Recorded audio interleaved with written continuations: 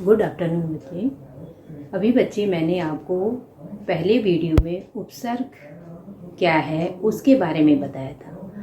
अब देखिए, अब बता रही हूँ कि उपसर्ग हिंदी में उपसर्गों के कितने भेद हैं। तो इसमें आएगा, हिंदी में उपसर्गों के 3 भेद हैं। संस्कृत के उपसर्ग जिन्हें तत्सम उपसर्ग भी कहा जाता है, हिंदी के उपसर्ग जिन्हें तद्भव उपसर्ग भी कहा जाता है, उर्दू फारसी के उपसर्ग आगत उपसर्ग, इन्हें क्या कहा जाता है? आगत उपसर्ग। अब है बच्चे संस्कृत के उपसर्ग। हिंदी भाषा में कुछ ऐसे उपसर्गों का प्रयोग किया जाता है जो संस्कृत से आए हैं। इन उपसर्गों से बने शब्द हिंदी में प्रयोग किए जाते हैं और इन्हें ही तत्सम उपसर्ग भी कहते हैं। अब जैसे बच्चे हैं निर्जन, निर्बल, निर्धन, ठीक है, प्रतिकूल, प्रतिदिन, ठीक है, ये है हमारे उपसर्ग इसके संस्कृत के। अब है हिंदी के उपसर्ग। हिंदी के उपसर्गों को तद्भव भी कहा जाता है। ऐसे उपसर्ग संस्कृत उपसर्गों से ही विकसित हुए हैं। अब किससे विकसित हुए हैं? संस्कृत उपसर्गों से ही विकसित हुए हैं। अब जैसे बच्चे उदाहरण है आ उपसर्ग से हमें अगर शब्द बनाना है तो कैसे बनाएंगे? अनाथ, अधर्म, ठीक है। उसके बाद बिन उपसर्ग, बिन चाहा, बिन मांगा, ये शब्द क्या बन जाएंगे हमारे? क्या है? हिंदी के उपसर्ग, ठीक है। बिन बात, जैसे हम कहते हैं ना, बिन बात। तो अब तीसरा भेद है, ये मैंने ब्लैक बोर्ड पे नहीं लिखा है। तीसरा भेद है उर्दू फारसी के उपसर्ग।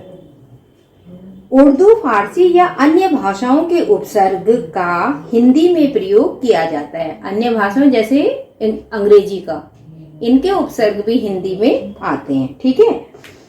इसे विदेशी या आगत उपसर्ग भी कहा जाता है। ध्यान रखें बच्चे, जो अन्य भाषाओं के उपसर्ग हिंदी में प्रयुक्त किए जाते हैं उन्हें आगत या विदेशी उपसर्ग भी कहा जाता है। इस तरह के उपसर्ग उनके अर्थ और उनसे बनने वाले शब्दों में दिखाई पड़ते हैं। जैसे हमने कम उपसर्ग, जैसे कम, इसमें अर्थ क्या हो जाएगा इसका? थोड़ा, कमतर, कमजोर, कम अक्ल, कम उम्र। उसके बाद जैसे हमने गैर, जैसे रहित, है ना, गैर हाजिर, गैर जरूरी, गैर कानूनी। उसके बाद जैसे हमने ला उपसर्ग लिया, लापरवाह, लावारिस, ये क्या है? उर्दू फारसी के उपसर्ग। इसी तरह अंग्रेजी भाषा के ये आगत उपसर्ग जो हिंदी में आते हैं। मेन उपसर्ग तो कौन कौन से हैं? संस्कृत के उपसर्ग और हिंदी के उपसर्ग। और जो तीसरा भेद है हमारा उर्दू फारसी, ये जो आगत उपसर्ग हैं, तो अंग्रेजी के उपसर्ग भी हमारे पास आगत उपसर्ग हैं। जैसे चीफ जस्टिस, चीफ मिनिस्टर, ठीक है, जनरल मैनेजर, जनरल कमांडर। जैसे है deputy collector, deputy chairman, vice principal, vice chancellor. इस प्रकार बच्चे जो भी उपसर्ग आगत होते हैं वो अन्य भाषाओं के होते हैं, ठीक है। तो इस तरह से आपने सबसे पहले उपसर्ग की परिभाषा, उपसर्ग के भेदों की परिभाषा भी याद करनी है। फिर आगत उपसर्ग कौन कौन से हैं वो भी आपने समझना है, वो भी आपने बहुत ध्यान से समझना है।